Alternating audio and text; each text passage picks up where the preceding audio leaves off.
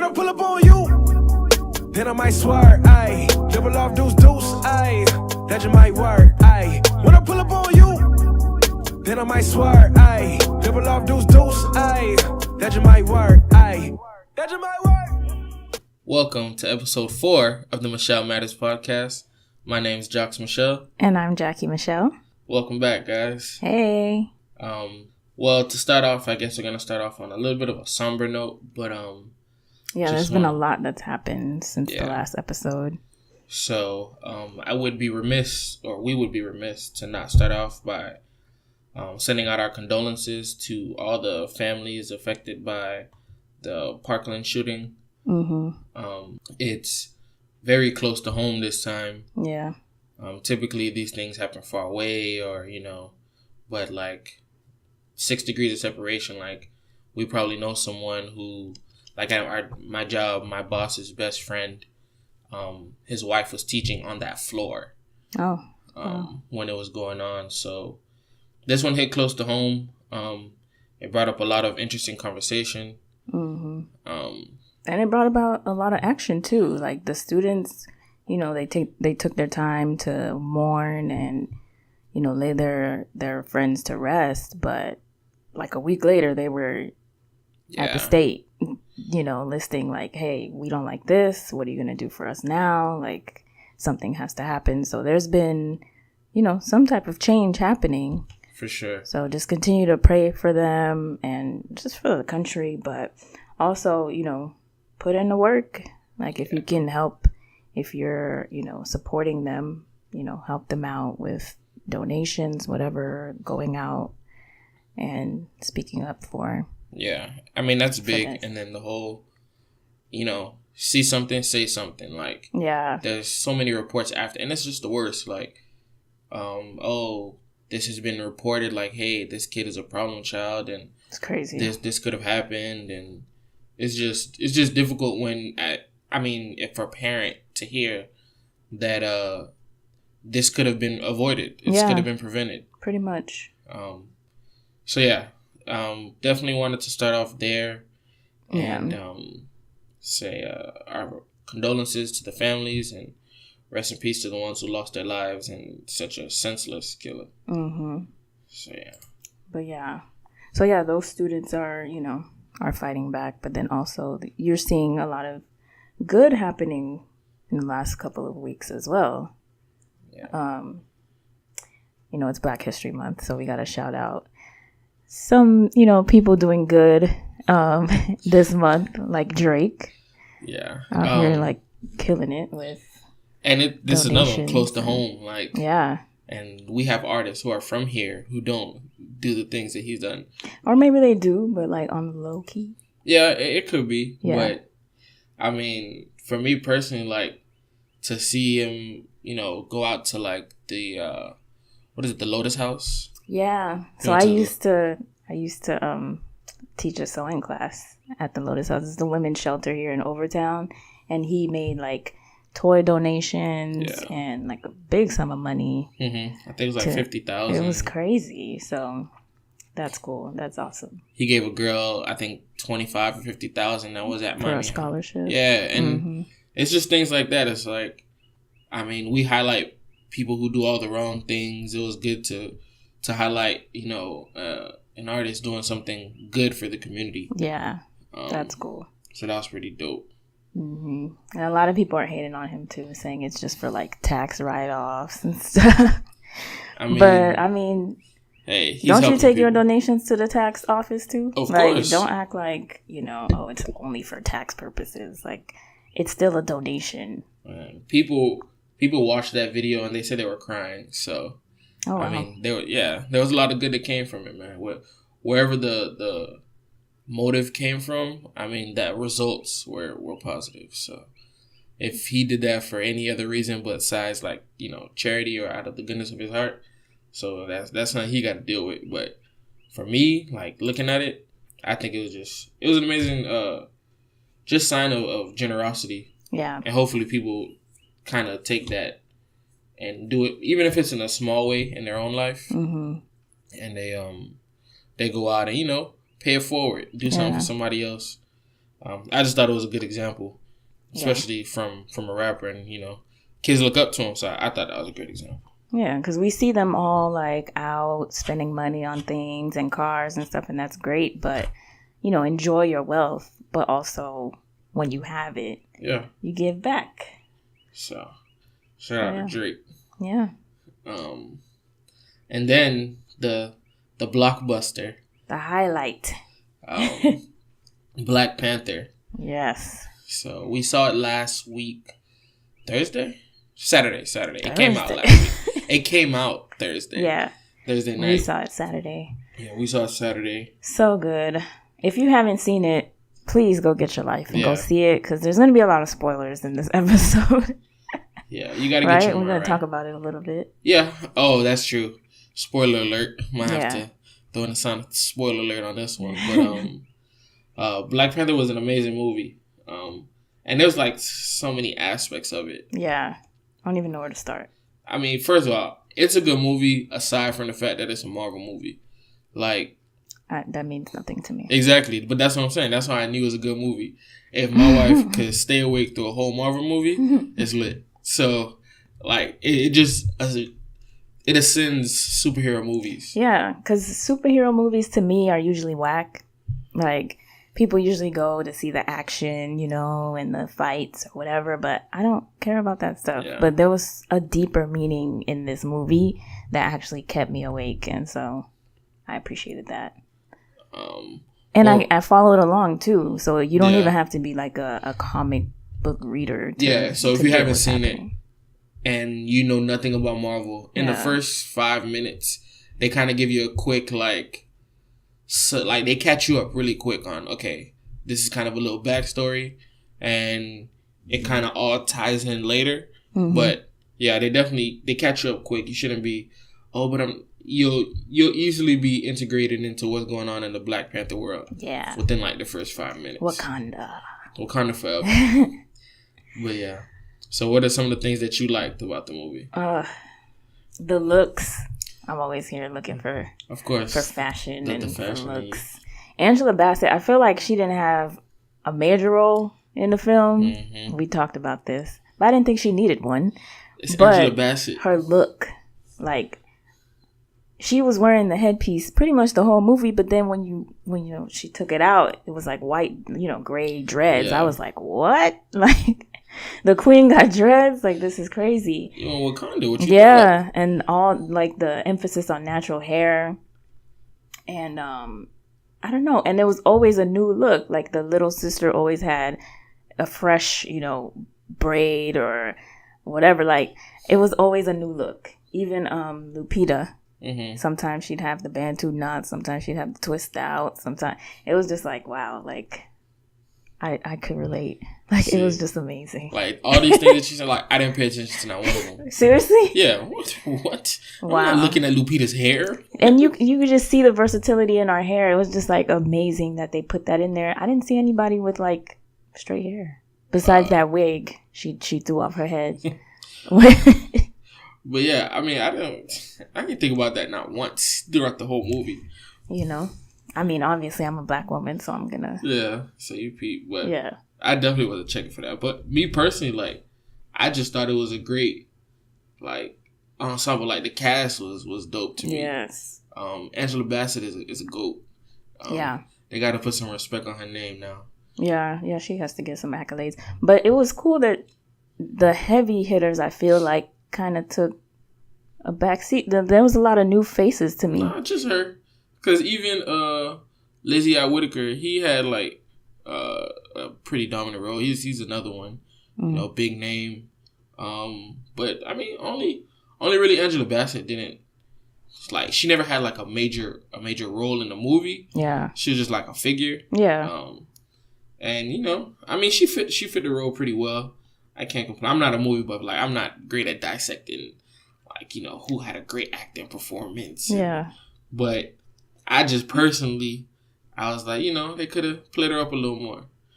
I guess. Angela Bassett is a GOAT. I'll give you that. I just feel like she was just there being the queen, and she didn't have to say nothing. Like, I'm the queen. Yeah. That's it. Bow down. And then one thing about this movie, too, is, like, and this is separate from most Marvel movies, like the deep dive that you can do into this movie is like people could write like essays about this movie. Go back, pick apart, what There've different. been so many already. I'm like sure. the think pieces on this is gonna be crazy. Like if you haven't read them already, like I know the thing because there's so much you can do, and then it's like I want to see it again just because I know I missed stuff. I mean, I even brought up something that you were like, you're reaching, and now you're like, oh yeah, you know what, you're right. Okay. Because I mentioned the relationship between Africans versus Black Americans. Yeah. And just like that dynamic. One of the scenes that I brought up that Jocks, I don't know. Wait, I don't know before you said, if you haven't watched the movie, this is ahead. all spoilers. Yeah, skip ahead. You usually put like the times. Yeah, I'm in gonna put the there, time. Just Skip ahead. You don't want to hit us.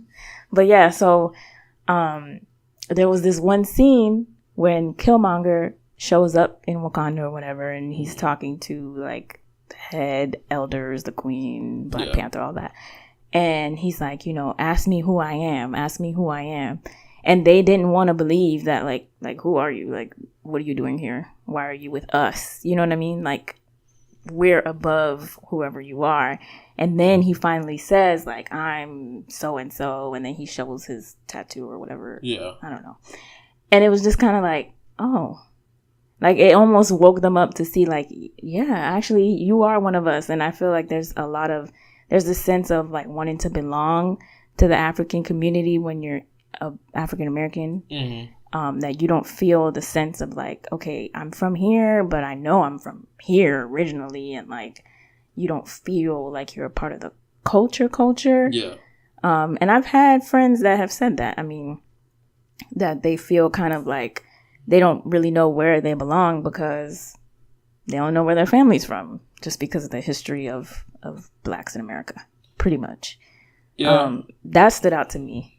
So you're still trying to figure out if that's a reach or not. But I've seen other people say it. Not the fact that it's a reach so much as, I don't know if that's like a major, not theme, but it wasn't. I wouldn't say it's like major, but it was definitely in there. I mean, the more you talk about it, I guess you kind of win me over. But to me, and this was something I didn't think about as much until I read a Facebook post. Yes, I know I shouldn't have been on Facebook, but why you shouldn't be on Facebook? Facebook is for old people and people who.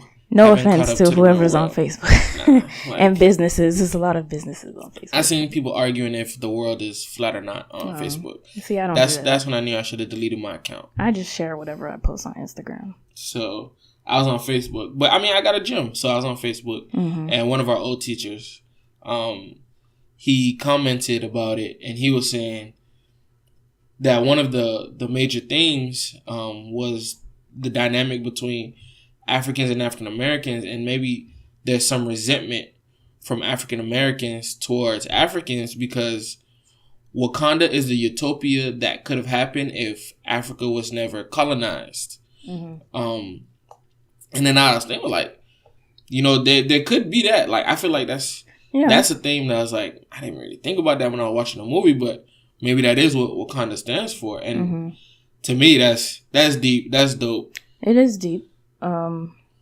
Because we have to also understand that some Africans did sell other Africans. I mean, you're right. You know what I'm saying? But that's the that's part of the resentment. Yeah.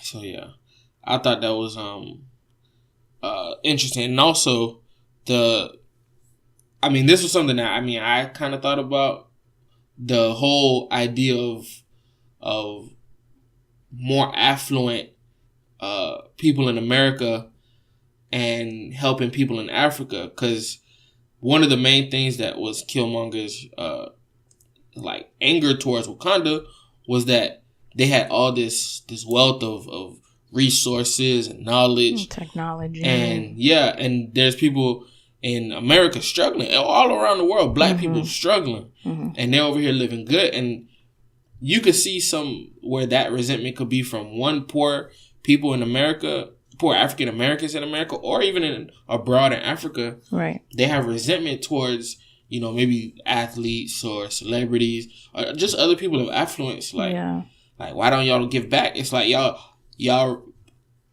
got out of y'all circumstance and never look back. And never go back. Yeah. So, well, that's like going back to the Drake, shouting him out. I don't know how often he does this, but like just knowing that you do have a responsibility now, like to give back. You can't just be like, oh man, I made it out. Yeah. When you gonna make it out? And then like the first thing that T'Challa did when he went back to help was he bought back the block, and then he opened up like a STEM center in the neighborhood that Killmonger was from. Yeah. And it's like those are the kind of things that should be happening on the regular. Like, and I love that they kept pushing like all this STEM stuff into the movie, especially with the youngest character. Well, like we'll get to that. Yeah, she's my favorite. So, the women. A huge theme in the movie was that. the women, and that I really like this. It was amazing, and I didn't really get it until the challenge. That it was like, oh, all of y'all are women, because like everyone behind was it M'Baku? Yeah, M'Baku were men, and then everyone behind Black Panther were women. And I was like, I see what's happening here. I love it. It was dope. The women played a huge role in the movie. Like they ran Wakanda. From Nakia to the women army. I keep calling her Michonne because she's in The Walking Dead. Michonne being the general. I don't watch that show. Tripping. Because you were like, she looks so familiar, and I was like, nope. I was like, what? I know that lady from somewhere. But yeah, it's Michonne. But maybe it was the hair. That's what it was. So Michonne being the general in the army, it was just dope. His sister being like probably like the smartest person in Wakanda. I love his sister. Yeah, I mean, I see the glow up coming. So yeah, I definitely see his sister going from this to maybe making a larger role just in Hollywood in general. It was just a great role. You mean just for her Shuri, I think was her name? Just for her character, or like no, just herself, like her real life. Yeah, I think it just put her on the map. Like it was a great role, and it's just a perfect segue into who was your favorite character in the movie. Well, she was. Shuri was. I feel like she was just always down. Like, first of all, she was super smart. She's over here like making the railroads and out of all this vibranium, and she knows all these things and making his outfit and all this stuff. But then she was always down. Like, she was just like, oh, if you're gonna need me for this mission, I'm here. Like, yes, I'm ready to do it. And it's just like, that's what we need. Like, that's just the type of people we need in this world, regardless. Like, you just down to help. Like, since you pick Shuri, I won't pick Shuri as my favorite character. I like sure what she Killmonger, huh? No, I like what she represented. Like, my niece, when you ask her who's your favorite character, like she said Shuri. I think it's something that's needed for young black girls. Like, she's a role model. She doesn't probably live in like, she's a role model. She can inspire people now just off a movie role. Yeah. And I thought that was dope. I love the way they used her and really promoted STEM.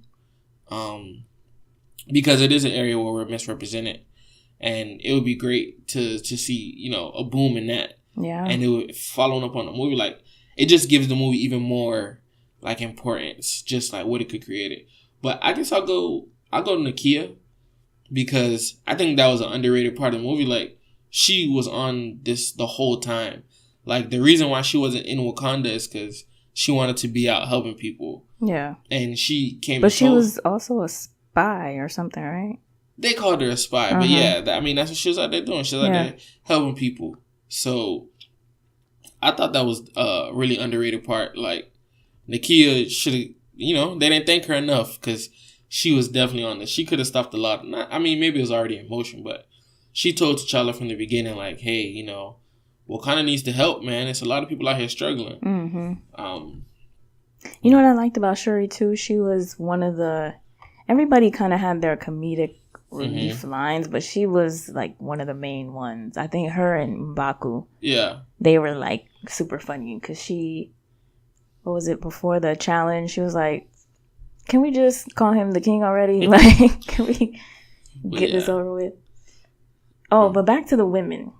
I just loved the general, the warrior. Michel, yeah. Okoye, I think is her name. Yeah, Michel. I loved, I didn't really love her relationship with her husband, but I love that she didn't let her relationship kind of control her work. Oh. Because there's so many, like, women who feel like they have to choose between, you know, a man and her job and all this stuff, and she's just like, listen, like, this is my job. But I love you, but at the same time, this is my purpose. You could say she put her marriage before. You mean her work? Her work before her marriage, because I mean, how many scenes did they have together? 2, maybe? Right. And then there was the whole point where I didn't feel the tug of, like, we did see them talking though, like, you know how the phone, I don't even know if it was a phone, but all of a sudden, like, your face pops out. Yeah. Like, we see them talking and, like, a little bit. Well, no, actually. Well, they already have the face recognition. Samsung is going to come out with it first, and then Apple's going to come out with it, like, 3 years later and say they came up with it. Definitely. Go ahead. Why are you such an Apple hater? You're going to get saved one day. But one day we're going to get you saved. But, yeah, it was like, you know, you hear her saying, like, my love and, like, stuff like that in that conversation. So it wasn't completely, like, are they together for real? Like, I got that they were married. I don't know. I didn't feel the pull and tug of it all. I felt definitely it was her work first, because even when Nakia was like, you know, we got to find a way to get, you know, some help and get Killmonger off the throne. Mm-hmm. Michelle was like, nah, I'm loyal to my country and this throne first. Like, yeah. But look at what her husband did. Like, you out of pocket. Like, maybe if he was home, you could have stopped this. Well, he's working too now. He's blocking, you know, the barrier or whatever. So, but I thought that was an interesting dynamic too. It was the women were just very strong. Yeah, and that was a good look. The women were very strong, but at the same time, I mean, you know, the men were the leaders in the tribe, but the women just played a very big role. Oh yeah, which is, you know, how it is in real life. Like, I thought you said that's how it should be. What do you mean? Huh? What? I don't get it. Nothing. We'll do this. No, I'm saying, like, the women are, you know, Black women are the backbones, I think, of the Black community, and so I think that this movie did a really good job representing that. Deep dive. Yeah, deep. Just got deep. So would you say you're team T'Challa or team Killmonger? That one's tough. Yeah. Because I don't think, I mean, of course in the movie, you know, it shows the various, like, 2 different people. I don't think you have to be 2 different people. Yeah. In that. I mean, they both had good points. Mm-hmm. They both definitely had good points. But which one would you relate to the most if you had to choose? Okay. This is how I feel about Killmonger. Mm-hmm. He kind of reminded me of Dr. Umar Johnson in the fact that he'll say some really good things and then he'll just dive off the deep end. Right. Like, I want to be on your side, but you can't be talking about get rid of all. Like, not all white people are bad. Mm-hmm. Like, I want to be on your side, but then you sit, I'm like, how am I supposed to back you up, man? Yeah. But he has a point. Strong points. I feel like they really,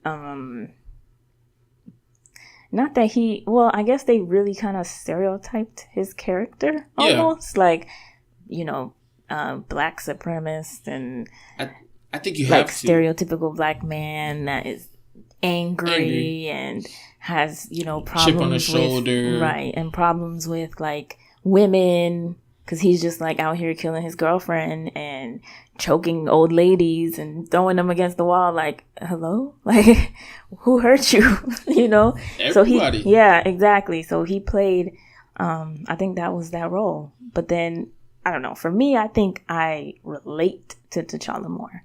Yeah. Just because, but I don't know. Yeah, that is a tough one. I think I relate to him more in the sense that,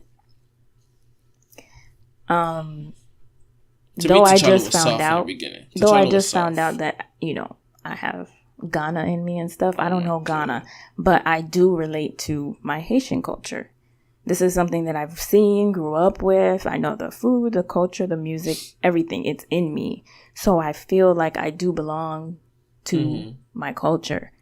But at the same time, with Killmonger, you know, it was almost like the first time we went to Haiti, right? Mm-hmm.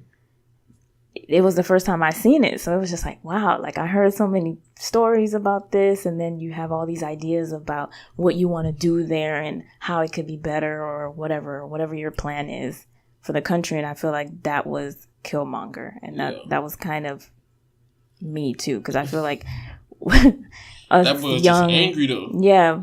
I mean, I'm not like, angry, but I mean, I'm angry about a lot of things in the Black community. But it's something about seeing where you're from for the first time and then realizing that you don't have all the answers to fix or whatever you're trying to do with that country. That's true. Yeah. I mean, there's no quick fix for a lot of the problems that Africa has or Haiti has. Yeah. But something has to be done. And sitting back is not the answer either. Yeah, I mean, he didn't do what he was... That's what T'Challa just sitting back. Yeah. So I mean, it was a great dynamic. I think it was an important dynamic that once highlighted in the movie, it just makes you think about it more and where you fall on that scale. I also feel like with T'Challa that I could relate to is feeling the pressure of doing better than your parents or your parents' parents or whatever generation. But like you always feel that tug in our community, and I'm sure other communities feel it too, but especially in our community, that you have to do better because like you can't go back. You know, that's not an option. You can't just sit on like, oh, okay, we have generations of wealth. Like, nah, like I have to do even more, you know? So I felt that, and that was kind of like the tug on him too, because he was talking to his dad and, you know, everybody else that was behind his dad, like, y'all wrong, like, you should have did more or whatever, but it's almost at the same time, you don't know what they were working with at that moment, you know? Yeah. Because a lot of people, especially, you know, in our age, we feel like, yeah, you know, when we have kids, I want my kids to have this and this and this, but like, your parents gave you all that they could have given you. You don't know exactly what the situation was. Which is why I want to know more about his dad, too. Yeah. The king. But, I mean, you know, that's just me wanting to, like, know more about the character and, like, what happened? Yeah, like, why do you act this way? I've never seen you so invested in a Marvel anything. So, I mean, I'm here for it. Yeah. Anything to get you back on the team, but... What did you think about the non-Black characters in the movie? I mean, there weren't that many, but their relationship to them. I think it was definitely a like planned thing. Like there was only two, pretty much in the movie that played a role. It was either Claw or Ross, and I mean, Ross was the agent. Yeah, okay. The CIA guy or whatever, and just the whole like. When he tried to speak up and they're like, no. Yeah. You be quiet. Right. And it was like. And he's like, but actually, no. Hey, sit this one out, big fella. Like, y'all just listen to us. This is our situation. Let us handle us. But it's also interesting how you could tell they were kind of like, we don't know if we should trust you for real, but we'll let you help us. Like, you know. But that was a T'Challa thing. Yeah. It's interesting. But it's real life. It is. Not all white people are bad people. Yeah. Like, you have to be somewhat inclusive and not just segregate people from you. Yeah. You need help from other people, and it doesn't hurt to help people. And don't look at people as your enemy. You got to find commonality and then work from there. Yeah. So I thought that was another interesting dynamic of the movie is how they use the non-Black character. And pretty much it's only just Ross. Pretty much. Yeah. I love the movie. Yeah.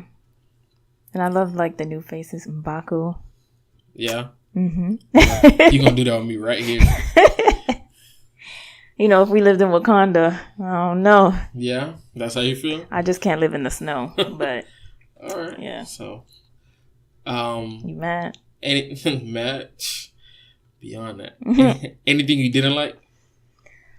Not really.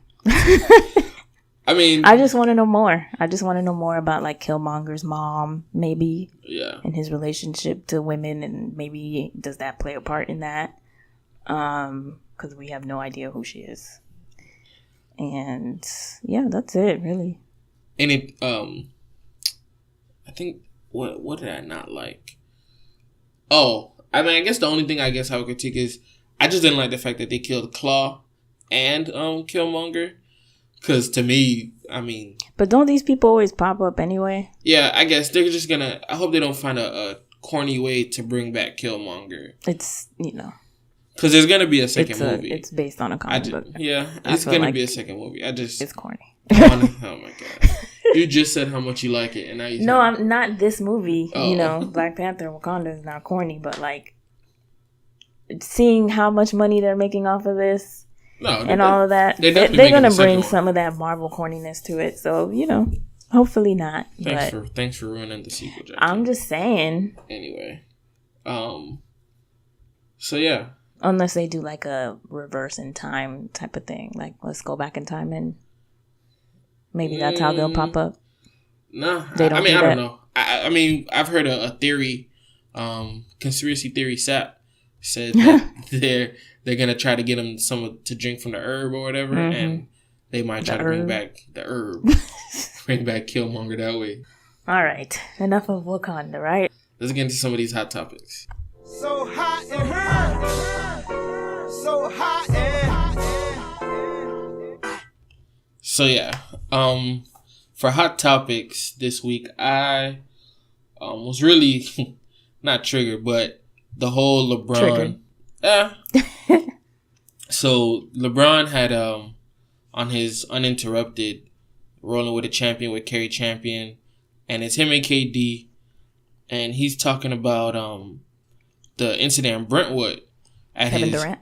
Yeah, KD is okay. Kevin Durant. Wow, I didn't think I was gonna have to break that down, but hey, we have all types of listeners. So yeah, so he's talking about the whole incident where he has his gate spray painted with the word nigger on the front of it, and how as a black man, you know, even as LeBron James, you're still subject to that type of racism. It's crazy. Mm-hmm.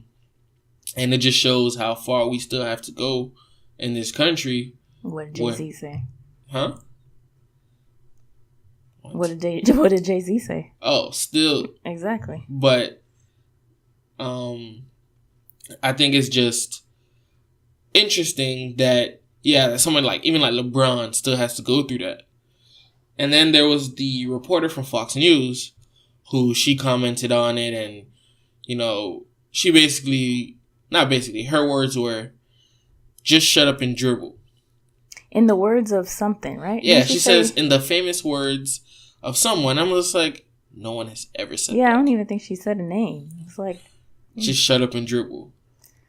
And I thought that was crazy. I was just like, in a world where we always complain that athletes don't speak up, or that they don't care, that they, you know, they're rich and they don't think about these things. You have an athlete who's conscious enough and has the right headspace to comment on these things. Yeah. And it's like, LeBron, to me, I mean, of course, he's not a political analyst, but he's pretty well thought out. Like, LeBron just doesn't say stuff like that. Like, I forgot what happened one time, and he was being interviewed, and they asked him about something. He was like, honestly, I have to read more up on it before I comment. Mm-hmm. And most athletes, I mean, one, they either stay away from it, or they'll just spit something out. You know, no facts. Because, I mean, it's pressure. It's like a pressure moment. You're standing with a mic in front of your face. Yeah. You feel pressure to answer questions. Right. But he was like, no, like, I don't want to comment until I read up on it and I you know, do some research. And the fact that he's the athlete that you tell to shut up and dribble is crazy. Like, yeah. And, you know, I mean, I watched it like one time just because it was a lot. Like, not a lot, but I was just like, this is too much negative stuff for me. But the shut up and dribble part, like, it got me. But the part that got me is like the way that she was talking about him and like categorizing. Yeah. You know, like, why do they have to da da da da da? Like, why are you? You know what I'm saying? Like, it was just a lot of undertones of, you know. I mean, it's a thing, right? There's a legitimate gripe with rich black athletes. Mm-hmm. The fact that people feel that, one, they're entitled. People say, and they always belittle their work. They're like, they're playing a kid's game. They get paid millions of dollars to play a game. Right. It's just, to me, another way to just hold you back. And it's like belittling even your wealth. Belittling. That's what it was. Because she said something about like, oh, you know, he didn't even finish high school or something like that. Or, you're criticizing the man for being blessed with an opportunity for his talent to go straight from high school to the professional ranks. I'm pretty sure if out of high school Fox News had offered her a job to go work, she would have taken it. Mm-hmm. But I mean, it's just the way athletes are viewed in today's society, especially black athletes. It's just, there's this whole thing that people consider them, you know, whiners and complainers, like, oh, we don't get paid enough, and it's just saddening because just for someone, to me, specifically LeBron James, I've been following him for a long time. You know, that's my favorite basketball player, but that's not the only reason why I'm coming to his defense. But it's just to the fact that even he can't, like, unfortunately, like, you have to be the best of the best to even be able to comment. And even your comment doesn't mean anything. Mm-hmm. That's ridiculous. Yeah. And to think that that's okay is, I mean, that's completely, to me, unacceptable. Mm. That people still hold these type of beliefs and think it's okay to say, you know, just shut up and dribble, or. But also, why are you even bringing him up? Like, why was she even talking about him? You need it. For what? For the views. I'm sure she got some views. But. There's something to, you know, saying provocative statements. There's a reason why people like her or Bill O'Reilly or anybody, like, yeah, you know, you say the right things, people gonna be like, yeah, you're right. It's like, come on, man. Because they feel like it's easy to pick on guys like that. You know, you figure, oh, they didn't go to college, and, you know, people already look at them a certain type of way. You know, let's just bang on them some more. Yeah. And I'm going to get my views up. I'm going to get my clicks. And, you know, we're going to be... But I'm glad LeBron, you know, kind of responded. Like, no, I'm more than an athlete, and I'm going to respond. Yeah. That's crazy. I thought, to me, that was just a hot topic that stood out. There were so many other things that went on this week, but that was the one that I, you know, it's LeBron, so, you know, I had to ride with the king real quick. Yeah. So, yeah. All right. The king. Let's move on to the Michel Matter. This here is a remarkable So Deaf remix. J.E. y'all. Run DMC to the beach, y'all.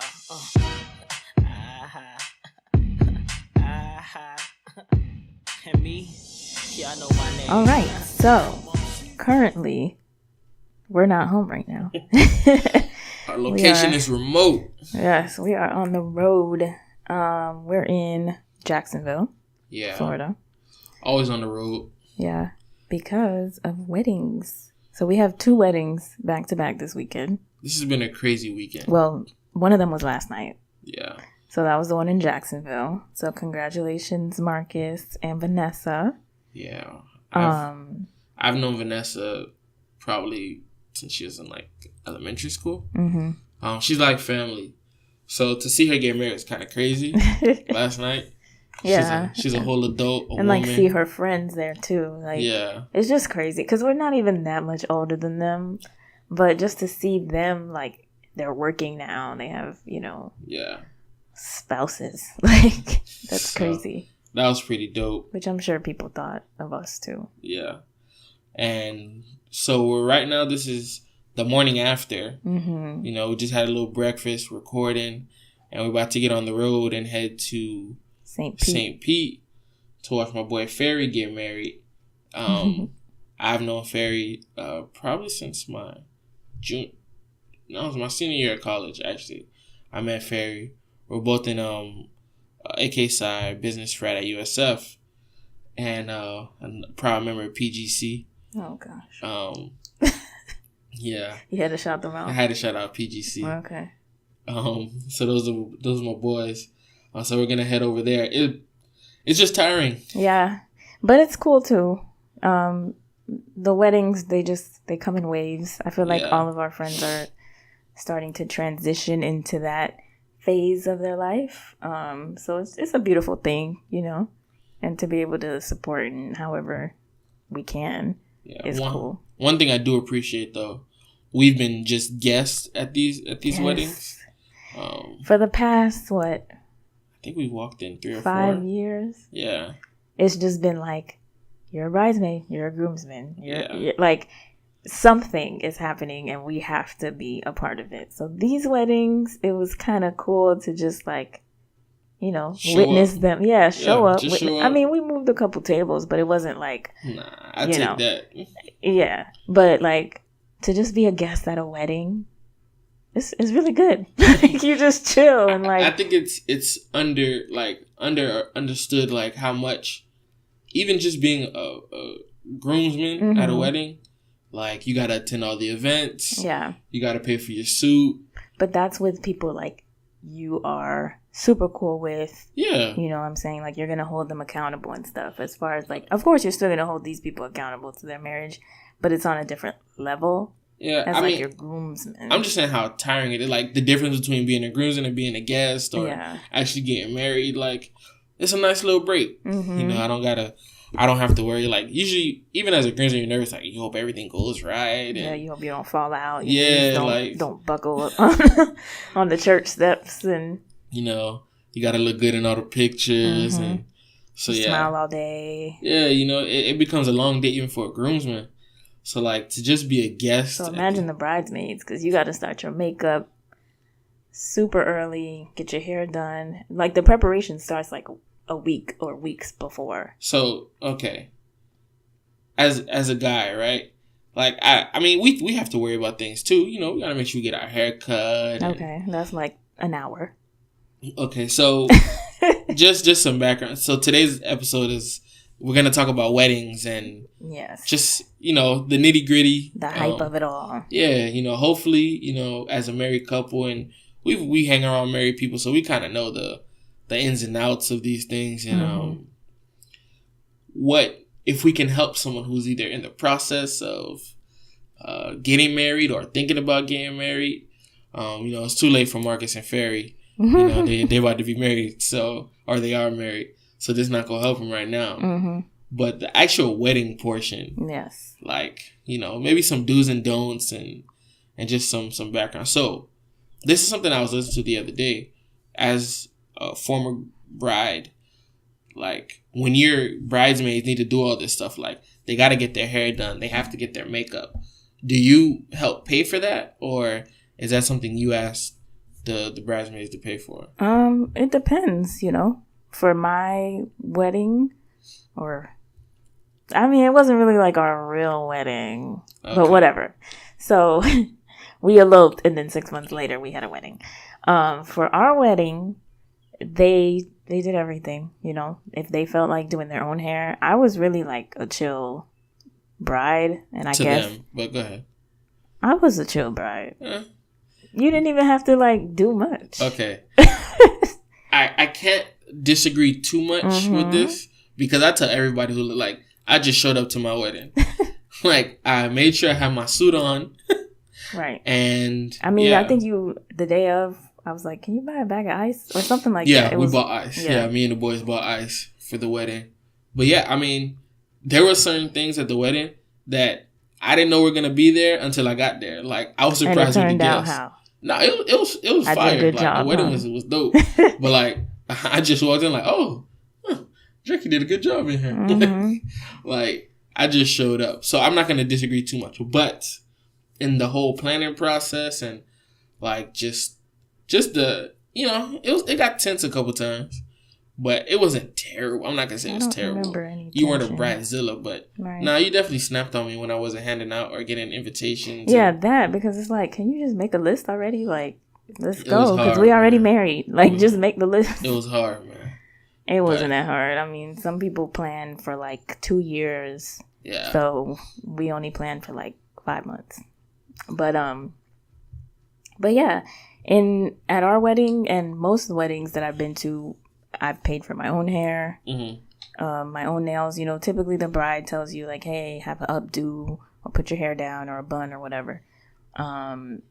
And you pay for your own dress, but then you can give, like, the bride can give the jewelry that you have to wear or put in for the makeup or whatever it is that you decide. It's really up to the bride and groom. I'm just saying it because it can get expensive. Yes. So I read that the average cost of weddings in America was $35,329 in That's ridiculous. 2016, which could be used for, a nice down payment on something, paying off debt if you have debt, all this stuff. And that cost included the ring and a wedding planner. So not everybody has a wedding planner, which, makes the cost go down. But I just look at that number and I'm just like, yeah, I couldn't do it. I'm glad we didn't do it. Yeah, I think one of the things that, just thinking back, if you are planning for a wedding, early on is like, find a budget, set a budget, stick to the budget. Because, I mean, I've noticed it. Anything, when you just use the word wedding, people just, jack the price up. Yeah. Like, I just feel like... Of course. Yeah, but it's crazy, and if you don't watch out, you'll end up spending a lot of money for things that you think you need, or, things that you think are important.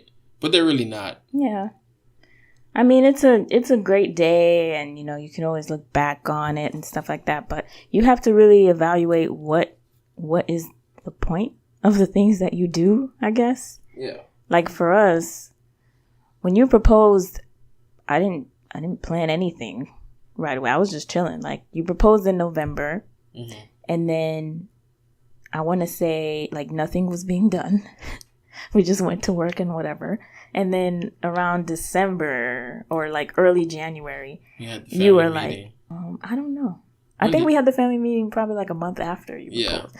But yeah, and in that family meeting, we were like, okay, let's get married in March. And then my dad was like, why so quick? Yeah. Like, your sister comes in. My sister doesn't live in the States.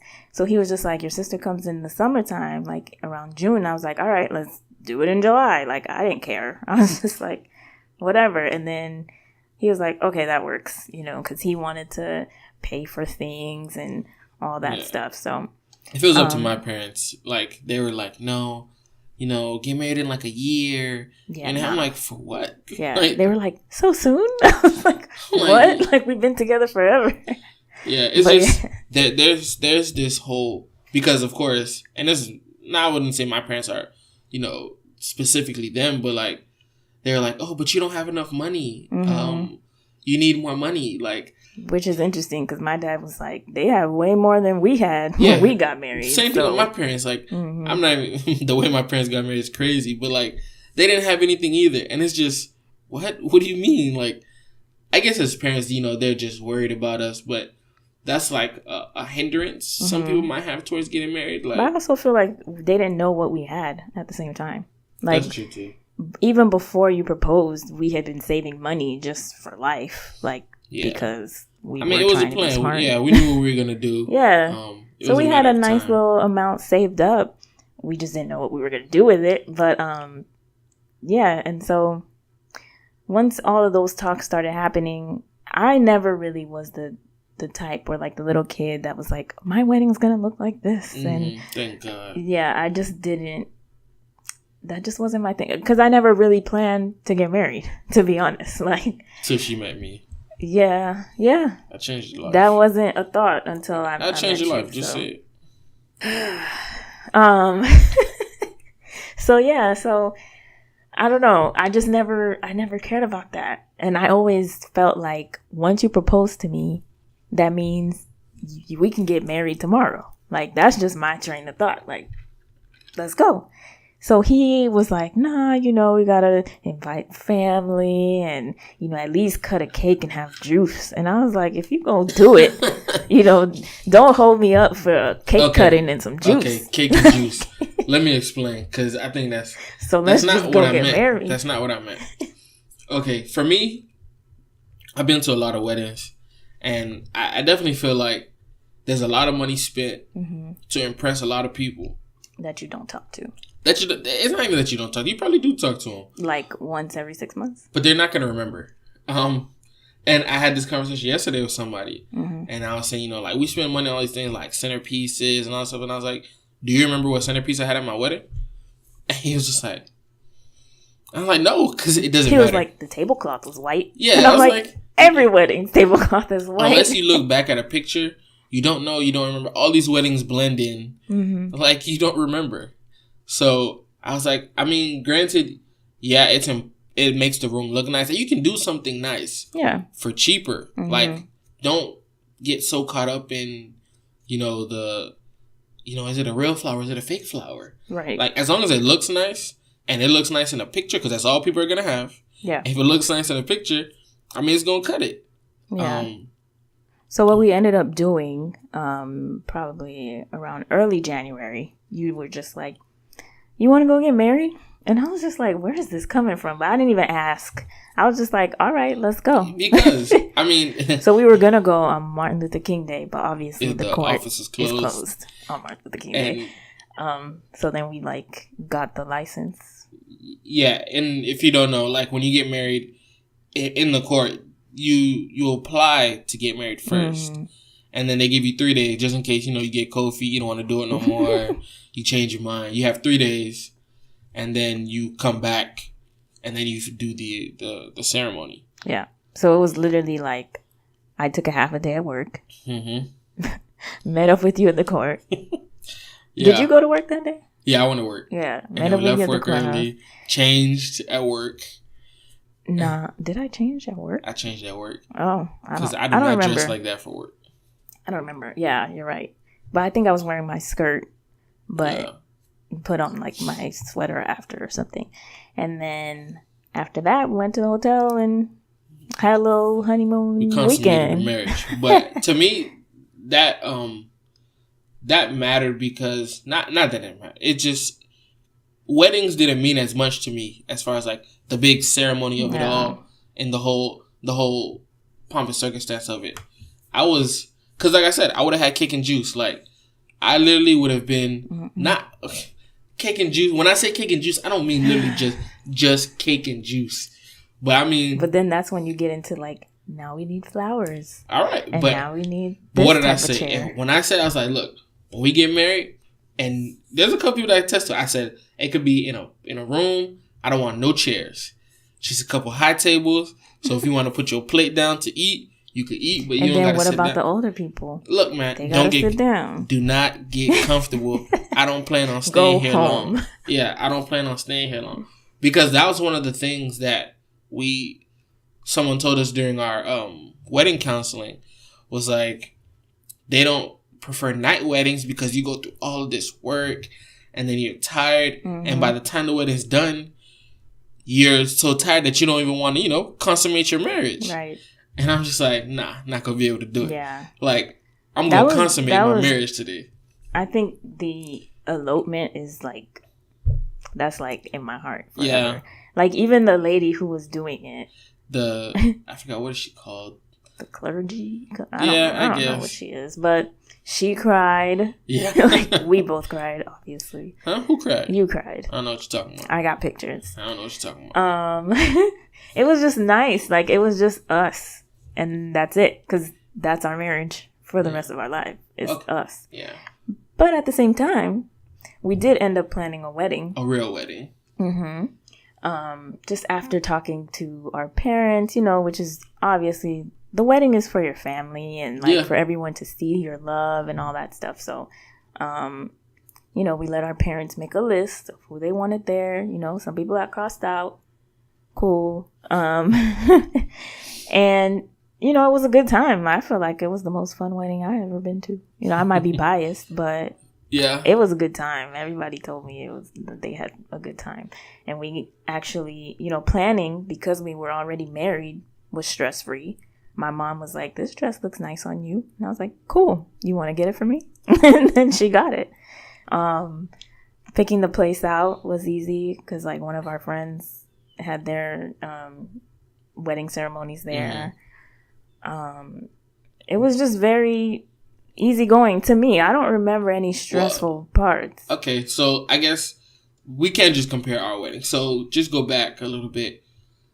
How did we come up with, because one of the first things you have to come up with, like, when you start planning a wedding, is how many people are you going to invite? Because that determines a lot. That determines the size of the venue you're going to use. I have a huge family. Yeah. So a lot of people did not make it. But a lot of people definitely made it. Yes. I mean, like, on the list. Yeah. Oh, yeah. And some people were upset or whatever. But I feel like if you really knew that I was already married, you wouldn't be mad. So this is something that and I've heard other people talk about this. When you make your list, for the most part, if the person you're inviting doesn't know your spouse, or they're not even remotely invested in your relationship, probably shouldn't invite them. Yeah, don't invite them. Don't waste a plate, because those plates of food can run from like $30 to $75 a plate, depending on how you do your whole situation. But those things can get expensive. Don't waste spots on people just because you feel pressure, like, oh, they'll be mad. They'll be okay. Yeah, they'll be okay. And if they get upset over that, I mean, really. I mean, they can be upset, but I mean, you got to look back at yourself like, why wouldn't they invite me? When was the last time you called them? Yeah. And, Because, I mean, there are some family members that you're not going to know, or like you've never met, but at least they know your name. Yeah. They've heard about you. You probably, I've handed the phone to you or something like that. Even ask, like, oh, how you and so-and-so? Because you have cousins in New Jersey. Yeah. That, I mean, I never hung out with them all the time because we live in Florida, but we would talk on the phone. Yeah. Or like when I lived in New York, I would talk to your cousin in New Jersey. Like, it was, you get to know each other at some point in your relationship, especially when we've been together for so long. So, and even like your wedding party, make sure you pick your legit friends. There are so many people that don't even talk to people who are in their wedding party after, 2 years or whatever. I feel like the people we put in our wedding, we talk to pretty much every day. So when I pick my groomsmen, of course I started with my brother and Jackie's brother, family first. And then I went... And my two sisters. I'm talking about for my people. Well, my people too. You get your turn. So I picked, my family first. And then I went, my close friends. And I'm trying to think, how many guys did I have in my wedding? It was my brother, your brother, Sap, Pat, Chris, JoJo. That's 6. It was supposed to be 7. Yeah. I had another, my friend Jerry was my 7th person. But he couldn't make it. He had, training in out of state. Yeah. Secured a bag. And and honestly, I was just like, I'm not going to pick another person because I wanted to keep it authentic. Mm-hmm. And I was like, I have a lot of other friends that could have done it. But I just want to keep it authentic. I didn't want to just reach, some people, it had been a while since we talked or whatever. And it would have been weird. Like, hey, somebody dropped out. You want to walk in my wedding? Yeah, no. So, I was like, I'm going to just leave it how it is. Just keep it a buck. And I was like, these are the guys I roll with. Mm-hmm. And I had more girls. Did you? Than boys. Yeah, it ended up being uneven. Yeah. But I mean, I think that's authentic to us. Those are our people. Mm-hmm. Whatever the numbers came out to be, that's what they came out to be. But that's it. Yeah. Yeah. Don't reach. Don't force. If you only got 3 dudes that you rock with, pick 3 dudes. Yeah. I don't care if she got 70 million girls. You don't gotta fake it. Cause it's weird, man. Like, to me, all the people who walked in my wedding, I feel like they mean something to us. Like, they hold me accountable in a way that I expect them to. And us accountable. Like, because like those people, they're not just your friends at this point, you know. Yeah, they're like both of our friends. So yeah, I think that's a really important aspect of the wedding. It's just picking the right group of people to walk in your wedding and really share. Because, like I said, being a groomsman or bridesmaid, it costs money. Mm-hmm. It's time. not. Yeah. So pick people that would appreciate that, and wouldn't maybe complain like, oh, I gotta pay money for this. Like, they should be happy to be a part of that moment with you, even if it costs some money. And they should be willing to like make it a thing. Like, I think even the day before, you guys went to the Hard Rock or something like that, and like hung out. Like, even getting your nails done. Like me and my cousin, we went to go get our nails done. It was me, my cousin, my mom, somebody else, like just a bunch of us, make it a group thing, not like, oh, now I gotta spend this, I could have been paying my phone bill. Like, no, you don't need to be here. Like, it don't have to be all that. But yeah, do we want to go back to the how much did we pay for our wedding? I don't need nobody in my pockets, but I think we did a good job. No, we did, but they don't need to be in my pockets. But one thing I will say, though, sharing that. It wasn't a lot of money. It wasn't. All right, so go ahead. Okay, so because my parents decided to, well, your parents helped in other ways. Yeah. Because we, at the same time that we decided to plan a wedding, we bought a house. Yeah. Because, like we said, we saved up money and we didn't know what to do with it. So no, we knew. I didn't know. Yeah, okay. I was like, you know what? We're married. Let's go find a nice little apartment in Midtown because I love that area and stuff like that. And we're good, like a little studio. I was so hung up on the studio. God. If it was up to my wife, we would live in an efficiency beside No, we would house. not. No, we wouldn't. Definitely looked at an efficiency. Oh, you know what we did? We definitely looked at an efficiency in Little Haiti. They call it Buena Vista now, but yeah. It was a dope efficiency, though. Yeah, and we could do a whole nother... Yeah, we could talk about the home buying process and stuff in another episode, because our realtor is amazing. But shout out to Chandra. But, so... Yeah, that's what I wanted. Like, a small little apartment. And then one day, Jox is like, I spoke to my dad. I feel like we should buy a house. And I was like, really? And you were like, yeah, why not? I said, okay, well, while you go ahead and look for the house, I'll just, tie up the loose ends on this wedding and we can move on. And then it happened in like, a month? We closed. So as far as budgeting for the wedding, it was, we had to worry about, we kind of divided it, things that her parents would help us with and the things that we had to take care of, and also budget for the same time how much money we were going to spend on the house. Yeah, and, with a house comes furniture and, any upgrades. Thankfully, we didn't have upgrades besides, like, some appliances that we waited on. So our budget for the wedding was $10,000. Yeah. And so we paid half, and my parents paid the other half. And I think maybe we probably spent, like, $11,000, maybe. And I feel like that was good. Spending $5,000 really on a wedding, like, you don't hear about that. And so thankfully we did have supportive parents, because we were 24. Grown enough to do grown things, but also still young. But yeah, it was a good time. I think it was a good time. I enjoyed my food, my drinks. I danced. You drank a lot. I did not drink a lot. Okay, here's another thing. At the wedding, there was... some people definitely say I found the bar. And I guess this is like a theme. Well, you know what? Because we had really good bartenders. And they would, like, bring us the drinks. Yeah. They were like, what are you doing? Like, I went to the bar, and they were like, what are you doing here? Like, we'll bring the drinks to you. I was like, okay. And so they just kept handing you what you wanted. The whole... weddings part, we never really sat down. We were always walking around. Well, you didn't eat. Yeah, I didn't eat at the wedding, but I kept drinking. But I still was okay. I don't know where you get these ideas from. But anyway, so yeah, we definitely had a good time. But I think another underrated thing that we got, I don't want to say help, but one of our videographers was kind of like, okay. But we didn't even really want a videographer. Yeah, we didn't. But we, and like, then they reached out. One use of my your friends. Just an idea for people planning, like, use your friends. Like, we had a friend who, they were just starting off in, like, photography and videography. Yeah. And it was like, hey, you know, can we shoot your wedding? I was like that's dope. Like, we were like, that's not in the budget. But they were like, no.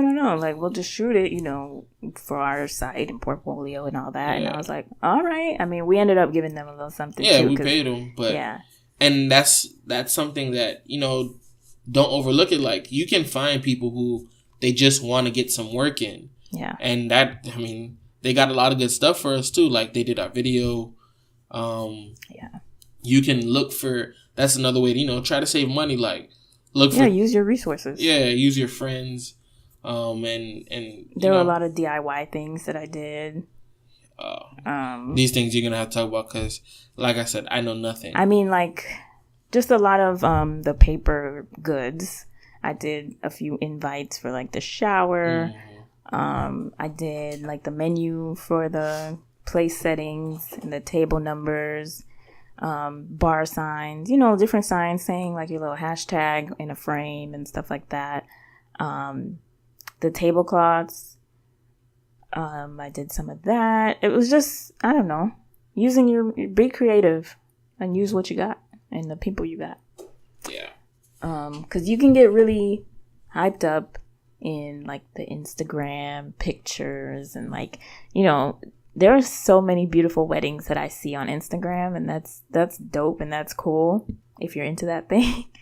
But you have to remember that at the same time that you're planning this day, you're planning the rest of your life. Yeah, like, it's a one day event for like a 30, 40, 50 year like career. Yeah. Like career. I mean, like don't just get caught up in the day. Yes. And looking at what other people did or what other people do, because everybody's situation is different. And like, there's people who will tell you, like, you know, they went to the courthouse and their marriage is amazing. Like, that's the most important part, and to not lose sight. I think that's just the main thing. Like, don't lose sight of what's really important, and that's getting married. To me, and I know we're skipping a little ahead, but a great honeymoon is more important to me than a nice wedding. Like, a honeymoon. But I is had dope. to sell you on the honeymoon. No, you didn't have to sell me on the honeymoon. You had to sell me on the cost of the honeymoon. It's a big difference. But even that, it was like not a major cost compared to. At the time, it felt like a major cost because when you don't have it like that. Yeah, because we were young. Yeah. Like, I mean, have we spent that much money on a vacation? Yes. Oh. Come on. I mean, we're more advanced now financially than we were at the time, but at the time I was like, that much? Yeah. Now I'm like, you're right, that's a steal. It was a steal. Yeah. We went to Jamaica, stayed in a resort, all-inclusive resort. I think we were there 3 nights, 4 days, or 4 days, 5. Something like that, yeah. Yeah. But I got too far ahead. But I think that's to me is an underrated part. Yeah. A helpful hint for weddings is the thank you cards, because a lot of people like to do thank you cards, and I give my wife 100% credit on this. Like, she had the thank you cards ready at the wedding. Most people, you know, they do it afterwards, but it's just, you're done. Once the wedding is done, you're done. You don't want to think about it again. Yeah. And to have to, like, I know people who got married years ago and they still have thank you cards that they never gave out, just because it's too hard. But you do want to thank people, like, so if you can, do your thank you cards before the wedding. Yeah.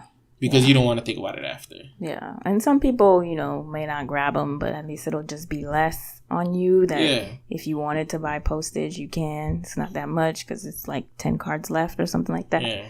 But just remember that you got to focus on the marriage you're going to be entering, because, you know, it's cool. You got to figure out your colors and your flowers and centerpieces. But, you know, some people put so much emphasis on planning the wedding day, and then they don't even know what their address is going to be the next day. Like, you know what I'm saying? Priorities. Talk to people who have kids and are married, happily married with kids, not happily married with kids, happily married without kids. Talk to divorced people. You know what I'm saying? Talk to happy divorced people and not so happy divorced people. Do your research. Just like if you were to buy property, you're going to do your research on the market. If you're going to buy a car, you're going to see, how much mileage is there, Like, you're going to have to do your research on the person that you're marrying and what you're about to enter. I talked to so many people that were divorced, that had kids, in all different stages, that had teens, babies, whatever, or even newlyweds, because Sap and Charlene had been married for like a month or two before we got married. Married, but yeah. Yeah. And so we just were make just sure like, I mean, you just got married, but how is it? Like, make sure you diversify who you talk to, because you could get a lot of biased information from divorce. Of course, divorced person's gonna be like, make sure or they'll tell you don't get married. It's not but worth not all it. divorced people are. But bitter. I'm saying diversify. Make sure you talk to like you said, happy divorced people and bitter divorced people. Yeah. Because there's a lot. I got some good information from some divorced people. Like, here's how to avoid the mistakes that we made that led to our divorce. And that all that information is helpful. As far as getting married because it's a lifetime commitment. And if you're going to spend all this money to then spend a lot of money also to get divorced, plan all this as much as you can ahead. Yeah. Do your research because it is a lifelong commitment. Yeah. Yeah. So, you got to figure out if the wedding is worth it for you and what's going to work for you. Elopement, wedding, staying single. You know what I mean? Figure it out for you. But yeah, that's what worked for us. And I mean, if you have any wedding questions, don't call me. Call my wife. I can help you with marriage stuff. Wedding stuff? Nah, talk to my wife. I mean, I can give you my thoughts, but I'm not planning anything. Right for me, wedding was choosing the time or the date at least. Well, I didn't even choose a date. My wife chose a date. I mean, we were just like, let's do July. Yeah. Everybody free on the whatever? You helped. Sure. I helped with come up with the number, how many people. I went to the cake testing, which you got to do. You got to go to the cake testing. You got to go to the food testing. Mm-hmm. Those are for us. That's important. Even though I didn't eat food at the wedding, I wanted to make sure we had good food. Yeah. And you were involved in some of the planning. Like, you picked a photo booth person. Oh, yeah. I was clutch. I mean, that was my thing. I did the photo booth. You were involved in the music selections. Yeah. Yeah. I don't know. Try to be involved together, but I feel like because you were, busy looking for the house, you didn't really have time to plan with me. So we kind of, did a team effort there. It's, to me, it's key things to weddings. Mm-hmm. It's food. It's, I guess ambiance, like the energy, the environment, like vibe. Invite people to your wedding that will increase or enhance the environment. We were young, and we are young, but we had a lot of young people there. That's true. So it was like a house party. Yeah, we had a couple party starters there. Yeah. And so you got to make sure you get a good DJ. I think that's so important. Get a good DJ. And we didn't need it, but we had a host. Yeah. And I mean, that was good too, I think. But those are the kind of things that I feel like. At Plus Daddy on Instagram. you shout out to Plus. Yeah. You enhance the vibe of the just the whole atmosphere. Because when you get your uncle that, just is up there just drinking and talking on the mic, it could take away a little bit. What a save. Yeah. So you get a host if you can. And just increase the environment. Just whatever you feel like will help make the mood more festive and keep it lively. Occasion. Yeah. So those are the kind of things that I feel like are key. And please have a honeymoon. Yes. I don't care if you go to Disney World. Go somewhere. You just need it to just be you two. If you got to take me off your list so you can have more money for your honeymoon, go ahead and do it. Yeah. Because I'm tired of weddings at this point. But I think having a honeymoon is important, man. Yes. Go ahead. Have a nice honeymoon. You know, make sure your reception is nice. Ceremony's good. And just remember to plan more so for the long term than the short. Yes. And you'll be good, man. That's it. All right. Let's get on these listener questions. Yes. Us finishing something we started so long ago. I wanna give you my all. Do you think about maybe us having some babies? Come on, won't you be my lady? So for this week's listener question, I'm gonna start off by one I got via text, and it was from my friend Patrick. He asked, "What has been our toughest financial decision?" I don't feel like we really had tough financial decisions. Yeah. But there was one decision that we made, and that was to basically like try to live debt free. Yeah. So we did Financial Peace University, and I guess we'll go over this maybe more when we do in a different in a financial one. But one of the keys is to try to live debt free. Yeah. And we made that decision, I want to say, 2-3 years ago. Yeah, like 3 years ago. 3 years ago. And we've made a lot of strides. And I want to say at this point, it's just our mortgage. Yeah. Yeah. So basically, we like paid off your car. Yeah. It was an interesting story. Like somebody came over from our church and, you know, he worked for Primerica. Primerica, yeah. So we don't do anything with Primerica. I have my little reservations, but but it was cool. He sat down with us and like we listed everything, you know, our income and how much we had in the checking, savings, how much debt we had, all this stuff. And thankfully, you know, we will go into depth in a different episode, but we didn't really have debt besides like your car and some credit card debt. And so we just paid off your car because we had it in the savings. And yeah. I remember when he left, we were like, "So you want to pay off your car?" And then you were like, "What, for real?" Yeah, it just got us to think. Did it. Yeah. It just got us to think, why not? Right? Yeah. Like, what's the fear? What's holding us back from living debt free? Because it's a different type of lifestyle. It is. And it's also just like a common sense type of lifestyle. If you don't have the money for it today, don't get it. Yeah.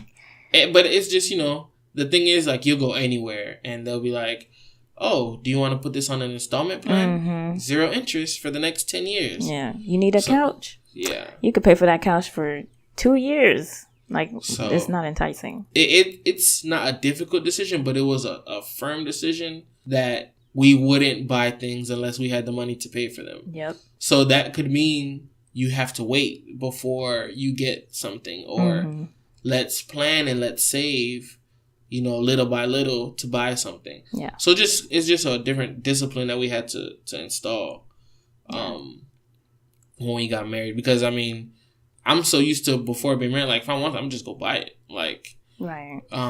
But, or I would, you know, put on my credit card and like, I'll pay this off in a little bit. Yeah. Like, why rush now? But now it's just a whole new discipline. But also, like, I don't feel limited because we stick to a budget. So if you want to get shoes or Jordans or whatever, don't say I'm like not that. coming for your Jordans. I'm just saying, if you want Jordans, you're just like, I'm about to get some Jordans. Like, okay, we'll add that to the budget, and that's it. Like, it's not that serious. We just try to meet a goal, like a monthly savings goal. But I think I mean, it's just different because it's not, people aren't used to it, and they're like, why don't you do this? Or you know, it's I'm trying to live a more disciplined financial lifestyle. Yeah. And that was something that we decided. So I would say that of all the things that we've done, that's probably the toughest financial decision that we made. Yeah. I had a question here. It's seriously anonymous. Like, I have no idea who it is. But they said... How did they send it to you? Like, email. By email. And it was anonymous email? Mm-hmm. Wow. Okay. That's scary. Yeah. Well, they said, he or she, how do you keep the love alive in your relationship and the spice alive in the bedroom? Who would ask this? I feel like y'all are really interested in people's bedroom. So we have, you know, people don't like people in their bedroom and their pockets. Yeah. We just had a pocket question and a bedroom question. But how do you keep the love alive in your relationship? I feel like it helps that I actually like you. Wow. Thanks. I mean, like, some people just literally don't like who they're with, and it's just like, what you still doing here, girl? Like, so yeah, I mean, I don't know. I feel like you're easy to love. Like, you don't make marriage hard. Thank you. Me. Aw. You're okay. You're okay too. But I mean, I think keeping the love alive. I mean, we spend time together, and it's a thing when we don't spend time together. I guess sometimes people can go through long ruts where they don't spend time with each other, and either like one person just is angry and doesn't say anything, or it just becomes normal. Yeah. Like, it has to be a thing where like, and like, you can sense it. Oh yeah. When like, I'm upset. I want to say it was last week or 2 weeks ago. I was getting a lot of side eye. Wife wasn't having it, and I was just like, "Yo, what's up?" And then I wasn't. Sometimes, fellas, you know your woman. You know when she's not feeling right, and don't let her get away with the nothing or I'm good. Nah, press it. Even though it might not be the most fun conversation, it's necessary. You gotta have difficult conversations in marriage. Yeah. So sit through it. You know, if you gotta get ripped, get ripped. But I don't really rip you though. Yes, in a way that like that people make it seem like that women should rip their husbands. Yeah. Like, I mean, yeah, you're right. Yeah, you don't talk to me. You don't talk to me, right? Yeah. But I mean, you just gotta have difficult conversations, and in the long run, it's gonna help. It's gonna help you constantly keep that fire, quote unquote, in a marriage. That could be into like the 5 love languages too. Like, you gotta kind of know how your spouse wants to receive love, and like how you want to receive love, and kind of play into that too. And keeping the spice alive in the bedroom. I'm not gonna say like, I don't know how to put it. Like, not to push the boundaries, because boundaries are good. Oh, be careful. Be careful. I'm saying boundaries are good, but be open. Be open to things that maybe your partner wants to try, that maybe you're just like, I don't know. But like, just be open. About right now? I'm just saying be open. That's all I'm saying. Yeah. I mean, I get what you're saying. But also that does play into the first part of the question. Like, if you don't love me the way that I feel loved, why would I want to be in the bedroom with you? You know what I mean? So, you gotta just love them the right way too. Yeah, I mean, and ask, like, that's true. Talk about it. Like, is there anything you wanted to do that we haven't done yet? Or, be creative yourself.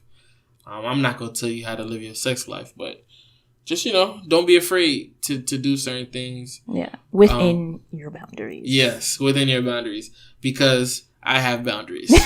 I'm going to keep it a buck. I have boundaries. It's certain things we just not doing. But once you find your boundaries, color within those lines, and, just do your thing. But that's an interesting question. But yeah, and we're, fairly new to marriage. Yeah, I feel like we still figuring things out too. Yeah, so finding the spice isn't as hard, finding that fire, but we're also like still have energy and stuff. Yeah, so like it's really not that hard to keep. Yeah, so just. I find if you're 50, hit us up and let us know how you keep the spice alive, because it's only been 4 years. Find your boundaries, and do everything you can within your boundaries. Yeah, and then who knows? Maybe your boundaries might move. Right. You might find more things you into. For me, you might color outside the line. Yeah, you know what? I'm playing in my boundaries, and we gonna stick to that. All right, Jack. Business spotlight.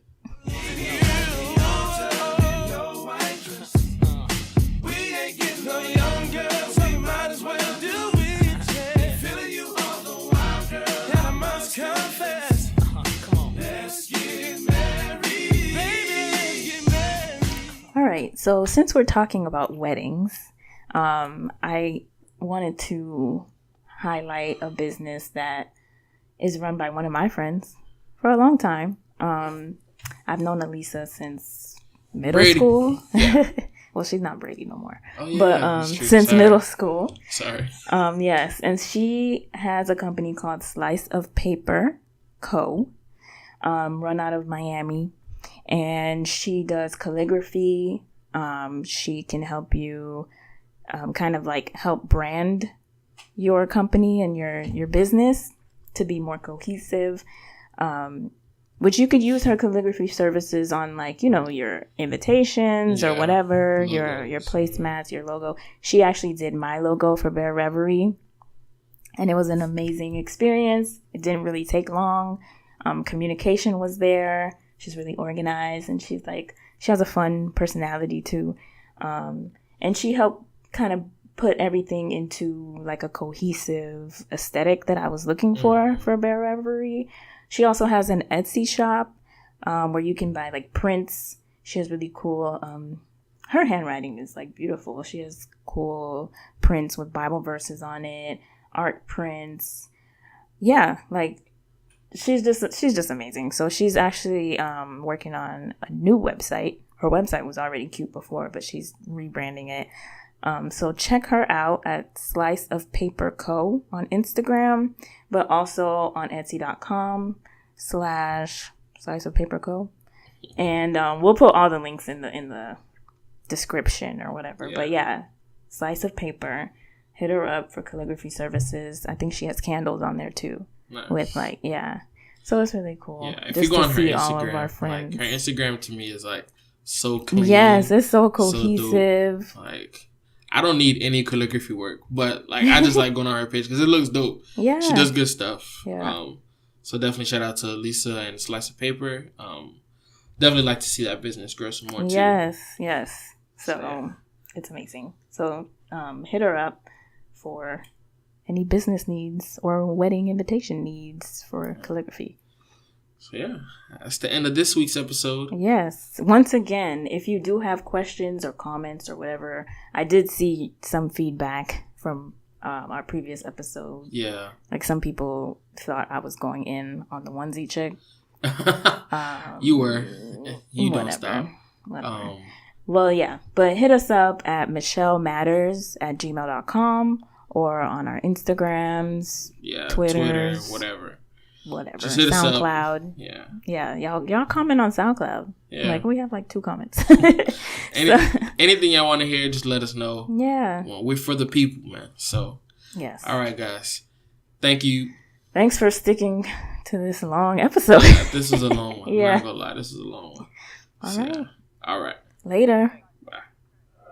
When I pull up on you, then I might swear, ayy. Double off deuce, ayy.